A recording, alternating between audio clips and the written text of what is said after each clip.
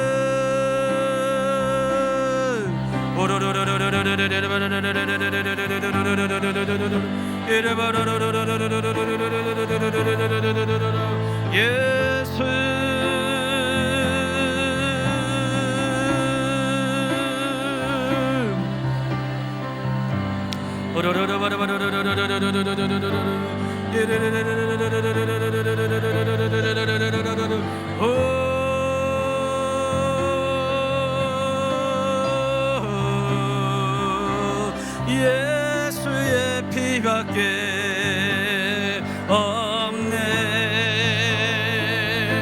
예수의 피, 예수의 피, 예수의 피밖에.